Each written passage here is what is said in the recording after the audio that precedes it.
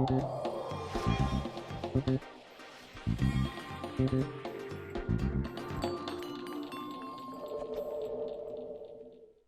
la Ciudad Autónoma de Buenos Aires, vivir mejor es ley. Legislatura de la Ciudad Autónoma de Buenos Aires. Llegó Mi San Martín, la tarjeta con descuentos y beneficios exclusivos para las vecinas y vecinos de San Martín. Tener tu tarjeta es fácil, rápido y gratis. Pedila en sanmartin.gov.ar o en el centro de atención al vecino más cercano y empezá a disfrutar de descuentos y promociones en cientos de comercios de la ciudad. Mi San Martín, la tarjeta de descuentos pensada para vos. Municipalidad de Navarro. Intendente Santiago Maggiotti.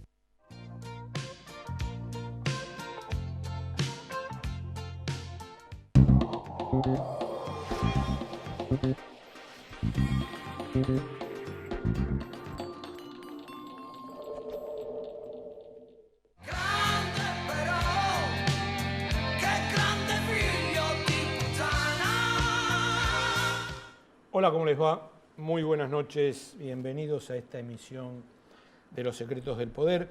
Y hoy con tres invitados, con dos invitados y uno que me está haciendo el aguante hace algunos programas, donde vamos a analizar los resultados de ayer, el nuevo presidente, los discursos, la lamentable y espantosa elección en Capital Federal. Vamos a analizar todo, pero lo vamos a analizar desde tres lugares, porque aparte son amigos. Vamos a analizar desde lo sociológico, un análisis comunicacional político, un análisis periodístico con un muy buen artículo que publicó en su muro de Facebook Hugo Ash. Y quiero escucharlo a Pedro, que también es otro amigo de años, Guasiesco, que es secretario del Interior de la CTA, con la visión sindical de esto. De esto que hasta el día sábado era una victoria por 12, 13, 14, y el único que sacó esa diferencia fue Kicillof en la provincia. Lo otro fue altamente extraño, si se quiere, y acá hablábamos recién con los muchachos que Ash por poco se suicida porque dice que en un momento dado prendió la televisión y van 46 a 40, una cosa por el estilo. Pero qué país tan especial, ¿no? O qué argentinos tan especiales. Con un panorama devastador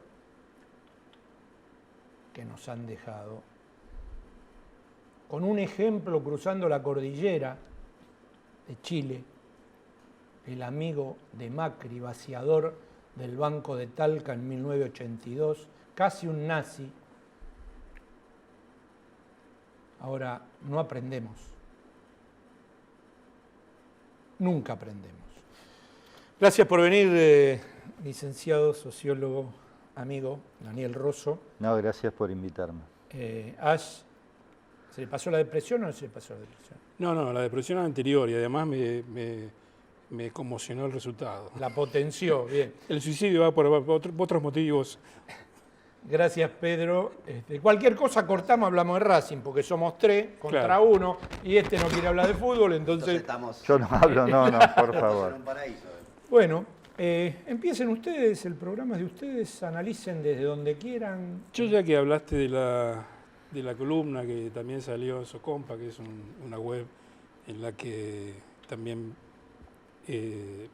pongo mis textos, el 40%, que para muchos es inexplicable, yo traté de analizar ese rejuntado.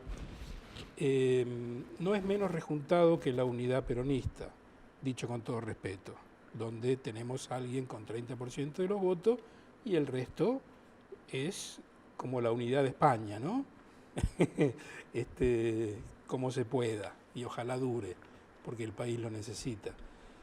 Hay un 20, un 25% de lo que hoy es una empresa de colocaciones, que es en lo que se convirtió en la UCR, la Unión Cívica Radical, que yo voté tanto por Alfonsín, por eso me da mucha bronca. Está un 20-25% que es el piso histórico perdedor de balvinista. Hay un 5% de ultraliberales que huyeron despavoridos hacia el voto de Macri, por eso perdieron votos tanto Esper como Gómez Centurión, más los que no entraron, ¿no? Biondini o esos vecinales. Y después está el 10% de gente hablada por los medios que ni siquiera tomó el caso dramático de Chile, los datos de que el 1% en la población tiene un tercio del PBI como renta. Digo, hay datos de desigualdad de Chile abrumadores, y esa es la verdad de lo que llamaba Macri el modelo a seguir. Nadie percibió esto, y el pánico y el fenómeno del gorilismo o del odio hizo que Macri ganara 8 puntos, haciendo el peor gobierno de la historia democrática de este país, y por ahí te sumo algún gobierno no democrático. Daniel. A ver, primera cuestión. El neoliberalismo llegó al gobierno en el 2015 ganando por una diferencia de 2.5, 2.6, ¿no?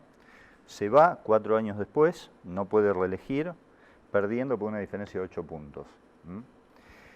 Primera cuestión. Segundo, la suma de López Murphy y de Menem en los 90 daba más o menos un 40%.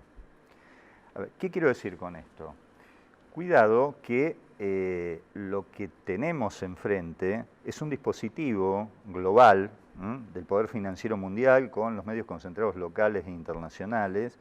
Entonces, suponer que ese dispositivo global no tiene capacidad por múltiples vías de generar un discurso con consenso sería pensar que estamos peleando contra nadie. O sea, vos tenés el Barcelona en su mejor momento enfrente. Y no es cierto además que lo que se haya legitimado aquí sea exclusivamente el discurso neoliberal. El discurso neoliberal siempre se dota de discursos externos a sí mismo para legitimarse. Hay un libro ahora que se llama Contrahegemonía Ya, que me parece muy interesante, de una socióloga norteamericana que se llama Nancy Fraser, que te habla de la paradoja del neoliberalismo progresista en los Estados Unidos. El neoliberalismo progresista es el de Obama, los Clinton, ¿no? Que tienen, por un lado, una apuesta por el neoliberalismo en el sentido de que sacan recursos de los sectores populares y medios y lo llevan al 1% más rico de la población mundial, pero ese dispositivo está aliado a una serie de discursos de los feminismos, en contra a favor de los inmigrantes, etcétera, etcétera, que son efectivamente discursos legitimantes, pero que al mismo tiempo que se legitiman como discurso de las minorías, legitiman ese poder hegemónico global. ¿Sí? Así funciona allá. Bueno, acá el discurso neoliberal se legitimó con el discurso liberal republicano, que le llevó Carrió y le llevó los radicales. Pedro. La verdad que el neoliberalismo ya hay hace varias décadas que se ha impuesto a nivel global como el momento de la caída del bloque soviético. Creo que ese es el punto que podemos definir como... De inflexión. De inflexión, y a partir de ahí avanzó. Y lo que es cierto es que por ahí es la primera vez que con Macri llega, desde el punto de vista electoral, una expresión orgánica electoral del neoliberalismo al gobierno, ¿no? Eso por ahí es lo llamativo, porque bueno, tenemos la ley de Sáenz Peña de 1906 y que la derecha haya podido llegar, esa clase derecha haya podido llegar al gobierno desde el punto de vista electoral, y que haya tenido este resultado en este momento. Me parece que es un poco lo que nos tiene que llamar la atención. Creo que también estamos en el mismo momento en una especie de contraofensiva de los sectores populares. O sea, el neoliberalismo ha generado tanto daño que empieza a haber reacciones, ¿no? Ecuador, fue Francia, el mismo Estados Unidos con Trump, más allá de que después termina jugando en otra dirección, pero utiliza todas las cuestiones que el neoliberalismo ha afectado, ¿no? Es el obrero blanco anglosajón, el productor agrícola, y lo utiliza a su favor para otro espacio de acumulación de poder dentro del capitalismo. Eso está más orientado, me da la impresión, al enfrentamiento en la cuestión geopolítica, al enfrentamiento con China, ¿no? Cómo se ubica. Y acá nosotros, bueno, estamos en este tema, o sea, por un lado, construyéndose con el Frente de Todos una opción para enfrentar a ese neoliberalismo extremo, en la cual también hay una discusión, porque algunos lo quieren presentar solamente como la unidad del peronismo. Yo creo que acá es un poco más, o sea, me parece que es la unidad de sectores del campo popular que se ven afectados, pero así como algunos decían que con Cristina no alcanzaba, pero sin Cristina no se podía, yo creo que hoy, en la situación política que estamos, con el peronismo, sin el peronismo no se puede, pero con el peronismo no alcanza. Me parece que ese es el indicador que hay que estar mirando en algunos resultados electorales. O sea, Macri ha aprovechado esa cuestión de antiperonismo, ha aprovechado ese discurso y lo ha capitalizado en este crecimiento. Puede ser que haya algo de manipulación, eso no tiene por qué no ser así, pero es un número bastante importante para que sea solo manipulación el resultado en Santa Fe, en Córdoba, San Luis y Mendoza, Mar del Plata y Bahía Blanca. Me parece que tenemos que observar, y es un debate que va a venir para el Frente de Todos, que integramos, que si solamente se quiere ver el futuro hacia adelante y construir esa hegemonía que tiene que ser de nuevo tipo, no la hegemonía estalinista, ¿no? De la segunda, tercera internacional, o que el peronismo también abreva en eso, sino una hegemonía democrática en la cual se construye de una posición de minoría y se genera una plataforma integral para conducir a la sociedad en determinado punto. Bueno, me parece que el debate en el que estamos metidos, porque si no en esa confrontación, una expresión como Macri, con el poder que tiene atrás de las corporaciones financieras, de los negocios económicos y de esas cuestiones que están insertas en algunos sectores de nuestros pueblos, como el racismo, ¿no? La discriminación, tiene más potencial para mantenerse en ese lugar que llegó, ¿no? Ahora, yo voy a pedir una placa ahora para que la vean ustedes y para que analicen esta placa que armamos, que tiene que ver con los votos perdidos, pero les dejo dos preguntas arriba de esa placa. Una es algo que hiciste referencia a vos, el furibundo antiperonismo, que se transforma en un anti-K, anti, ¿no? Pero anti-salvaje, anti-viva el cáncer, anti, ¿no? La muerte, viva la muerte. El odio tiene la ventaja que no requiere de casi nada. Exactamente. Es pura pulsión. Una cosa esa, y la otra cosa, que también la vamos a ver en la placa, es la izquierda se juntó toda menos Zamora. ¿Sí? ¿Te referís a la izquierda trotskista? A la izquierda, claro, a la izquierda trosca, se juntó toda. No entró ni Bregman ni Pitrola. Un fracaso fenomenal, tal vez el más grande de esa izquierda en todas las elecciones que han pasado. Poneme la placa para que los muchachos la vean y podamos hablar de esto que tiene que ver, bueno, con estos votos fugados, ¿no? Con los votos fugados de la izquierda, con un poco lo que hablaron ustedes del origen de ese 40%. Yo por ahí hasta me acuerdo en una conferencia que dio Zaffaroni y coincidí totalmente con él que esto no es neoliberalismo, sino que es un corporativismo de derecha a ultranza, digamos, ¿no? Que el liberalismo es otra cosa, no es lo de estos muchachos. No, claro. Lo que pasa es que cuando hablamos de neoliberalismo no estamos hablando del liberalismo político, ¿no? Inglés. Claro. El neoliberalismo que empezó en Chile, casualmente, y que consagró a Bucci como el superministro, asesorado por Hayek y también por Friedman, que visitaron Chile. Por eso hablan de los 30 años. Los 30 años se cumplen desde que asumió como ministro Bucci y ya el neoliberalismo se quedó en Chile, aún con la alternancia de poder. ni siquiera con, digo, hay que situarse históricamente. Estaba la Reaganomics con Reagan, estaba Margaret Thatcher. Eso es consecuencia de la caída del muro y la caída del estado de bienestar. Es decir, ¿para qué gastar tanto dinero si ya no hay más peligro comunista? Bueno, encanutemos la renta, dicho con todo respeto. El tema es la gallina y el huevo de oro. Esta gente cree que se puede todo, o que la gente... Los CEOs están acostumbrados a echar gente. La gente se va de la empresa a la calle. En los países insisten en vivir. Los tipos no se van del sistema, pero no del país. Entonces crean, como se creó en los 90, y se crearon estos 4 años, una inmensa cantidad de excluidos, marginales, que ni siquiera saben, no tienen laburo ni lo van a tener.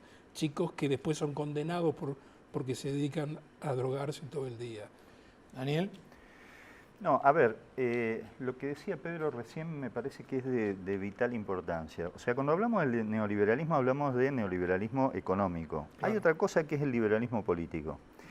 Y me parece que, como bien plantea una socióloga, para mí es muy interesante, que se llama Chantal Mouffe, que lo que de algún modo plantea es que las demandas de igualdad y las demandas de libertad no necesariamente son contradictorias entre sí. Es decir, tenés por un lado demandas democráticas, que son demandas por la igualdad económica, tenés también demandas liberales que son por la libertad política, social, etcétera, etcétera. El problema que hay en la Argentina es que el modo en cómo se ha configurado la expresión de los sectores populares, que es el peronismo primero y el kirchnerismo después, hay una expresión de las demandas de igualdad, pero menos una expresión de las demandas de libertad. Eso deja el lugar para que la derecha tome esas demandas, de tal punto que el macrismo terminó expresando demandas de libertad en la Argentina. ¿Pero qué falta de libertad hubo? ¿Qué falta de libertad hubo? No, estamos hablando a niveles discursivos. Claramente expresó las demandas de libertad las expresó el macrismo. A tal punto las expresó que buena parte de la campaña última del macrismo fue hecho sobre un discurso liberal republicano. O sea, dejarle ese discurso en manos a la derecha es parte de los errores, me parece, que cometimos. Ahora, me parece que hay que ir hacia una confluencia, como bien dice Chantal Mouffe, exprese las demandas de igualdad junto con las demandas de libertad. Y eso supone un modelo de construcción con mucha novedad, con mucho... Y yo le agregaría el tema de que esa demanda de igualdad, libertad, en el marco de la demanda de mayor democracia, exacto, pero no la democracia por ahí liberal pensando en el siglo XIX, sino una democracia pensada en el siglo XXI, en la cual el ciudadano, el individuo, tiene derechos, y tiene derechos no individuales solamente, tiene derechos también colectivos. Por algo supongo que se quiso intentar avanzar en la Constitución del 94 en el tema de los derechos difusos. Me parece que eso hay que explorarlo, o en el lugar de trabajo deberíamos avanzar en la democratización en el lugar de trabajo. Entonces no sería contradictorio pensar en participación a la ganancia, o comité mixto de seguridad y higiene, o cogestión, porque sería parte de una agenda de demanda democrática, y sería muy difícil para la derecha ponerla en el planteo, porque cuando lo escuchaba Macri, estamos defendiendo la libertad, yo lo que sentía, estamos defendiendo la libertad de empresa, la libertad de defender mi patrimonio, de que mi propiedad privada no sea atacada. Y en realidad nosotros tenemos que avanzar en democratizar la propiedad, porque bueno, por más que alguien tenga el derecho a utilizarla, esa propiedad tiene que tener una función social y colectiva, tiene que haber una responsabilidad. Uno no puede usar su propiedad como se le da la gana o como se quiere. Me parece que esa intención de utilizar en la campaña la cuestión de la libertad está puesta por la derecha en ese punto, y ahí es donde debería haber una reconversión de una agenda democrática. El problema es que, inclusive, bueno, a los que venimos de formación de izquierda, ¿no?, que estamos, bueno, hubo un proceso revolucionario, una revolución, se llegó después de la década 60, el Vietnam, todo esto, es como que cuesta más trabajo creer de que se puede avanzar con la democracia, pero bueno, ahí está la discusión. Con un tipo de democracia es difícil, ya sabemos que no se llega. Ahora, El camino está en esto, en la inmensa movilización del pueblo chileno, del pueblo ecuatoriano. O Mensajes. Radical K, Carlos Ragognerti. Lo de la Ciudad de Buenos Aires fue una vergüenza, que muevan las cachas. Ningún legislador militando en las calles, en las mesas, ni siquiera el candidato Lamens. Pablo Castillo, mandale un abrazo a Daniel Ross, un imprescindible. ¿Comunista? ¿Comunista usted? ¿Qué me dice Pablo Castillo? Bueno, pero Dice Pichetto que sí. Claro. Yo también. Este dice apoyaba Pablo la Castillo? fórmula de Lamens. Es un muchacho que no tiene los patitos en fila. Bueno, hay Andrés Álvarez, que es secretario de prensa de APOT, manda saludos, felicita por el programa. Les pido, por favor, que no manden mensajes para salir, porque no sacamos mensajes al aire. Todo lo que ustedes quieran, mándelo por el WhatsApp, nosotros se lo leemos. Alejandra Lazzarini manda un texto de Mariano Beristain, muy bueno, sobre el recuento de votos. Es un poco largo para leerlo, pero que dice: la ingenuidad en política se paga muy caro. Ni qué hablar con los votos del trotskismo que pasaron a la fila de la derecha. No hay que legitimar este resultado hasta tanto no se haga una auditoría seria de la elección. Después también Leo de Lomas de Zamora felicita por el programa. Santiago Ibarra, Cristian Javier felicitan por el programa. Mónica de Corrientes dice que nos está viendo y felicita por el programa. Hubo intendencias que perdieron, que es insólito que hayan perdido, con la excelente elección que hizo Axel Kicillof. La Sí. Plata. La Plata es el ejemplo más brutal, Brutal. ¿no? Yo creo que tiene que ver con errores propios. Yo no conozco, no soy platense, no conozco bien la interna, pero es absolutamente increíble que una ciudad como La Plata, donde va a estar gobernando el gobernador que le votó más del 50% de la provincia, el intendente sea un opositor. Es una paradoja, este país está lleno de paradojas. No me extraña que ganen en otros sectores donde, bueno, hay gente que se dedica al campo, pero lo de La Plata es algo asombroso. Santa Fe, Córdoba, Mendoza. Sí. Mendoza siempre fue una provincia muy gorila, ¿no? Sí. Con los Sí, gansos en los el gansos. poder, etcétera, etcétera, etcétera.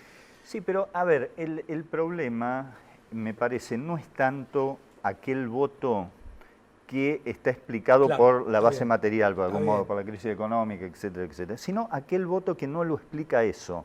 Está O sea, el desocupado que los vota, el tipo de un sector medio que no llega ni ahí, pero de todos modos los vota. Ese es el segmento, que me parece que es un segmento medio al cual el macrismo ha tenido siempre capacidad para ofertarle algo, que es lo siguiente: un discurso para que esos sectores medios puedan distinguirse de los sectores populares. Les oferta eso, les oferta un conjunto de atributos, un discurso, una identidad, para que puedan efectivamente diferenciarse de los sectores populares. Bueno, eso con los medios concentrados a favor termina funcionando. Entonces, el mayor desafío nuestro, creo, es, además de hablarle a los sectores populares en general, es cómo le hablamos a esos segmentos medios para que, en lugar de que se identifiquen con discursos que los distinguen de los sectores populares, comiencen a identificarse con discursos que lo acerquen a los sectores populares. Pero para eso hay que tener discursos hacia los sectores medios, que no siempre lo tenemos. Ahora, a mí me queda una pregunta casi sin respuesta, ¿no? ¿Qué se hace con una oposición del 40%? Casi, y lo digo y me hago cargo de lo que digo, ¿no? Por eso, pídanle perdón a Filmus, que aunque sea llegó al balotaje. Este dúo Pardepe que pusieron acá, el encargado de porteros, realmente, pídanle perdón a Filmus. Filmus, volvé Filmus, te perdonamos. me saqué. Yo, ¿te puedo decir algo con Sí, eso? sí. Porque viste que había como una lógica de silencio táctico, ¿no? Sí, No sí. se podía criticar determinadas cuestiones porque eso podía afectar la elección. Bueno, terminó el silencio Terminó, táctico, sí, ¿no? Ahora sí. uno puede decir, a mí me parece que lo que pasó en la ciudad de Buenos Aires es la idea de que vos sacás a Cristina Kirchner del centro del escenario y lo que dejás en lugar de una politización alternativa es el vacío. Nada, la Claro. nada en la nada misma. Bueno, no. A ver, si por cuestiones electorales hay que sacar la figura de Cristina Kirchner, hay que poner ahí una politización diferente, pero una politización, no esta especie de nada, ¿no? Quedan 2 minutos. Perdón. ¿Qué se va a hacer con el sindicalismo? Y bueno, a ver, usted es sindicalista. ¿Qué Sí. se va a hacer con el sindicalismo gordo en este gobierno que viene? No, a ver, yo supongo que Alberto y el espacio que lo rodea va a buscar tener buenas relaciones con todos los sectores. Y a la vez ese sector del sindicalismo se destaca por siempre tener buena relación con todos los gobiernos de turno. Así que yo creo que ese es un problema resuelto. El problema que no está resuelto es esta cuestión que apareció recién. Yo creo que si se quiere superar toda esta cuestión y esta contradicción, la única forma es generar la posibilidad en los lugares donde se gobierne una buena gestión. Digo, Sí, por vas a algo Avellaneda, ¿no? Tuvo Claro, el resultado claro, que tuvo. por ejemplo. No, que otra de las cosas que escribí es que hay una lógica de marketing con los productos de plástico. La gente entre un producto de plástico y otro producto de plástico elige la marca conocida. Y eso pasó en la capital, creo. Sería largo analizar ese triunfo, pero creo que si vos no ponés candidatos, y va más allá de peronismo, antiperonismo, querés ser progre, pone tipos que realmente tengan un nivel... Kicillof es el Ahí norte, tenés digo, un ejemplo, ¿no? que es muy notoria la diferencia de lo que se hizo en la provincia y lo que se hizo en capital. Es Un muy tipo notorio. que se pasó pueblo por pueblo y otra gente que bajó en paracaídas. Son dos estilos completamente diferentes. Bueno, gracias a los tres por venir. Esperemos que el mañana nos pertenezca, aunque eso pertenezca a un himno Que nos deje vivos, que aunque no es sea. precisamente el nuestro. Vamos a ver. La semana que viene lo vamos a invitar a Carlos Rosansky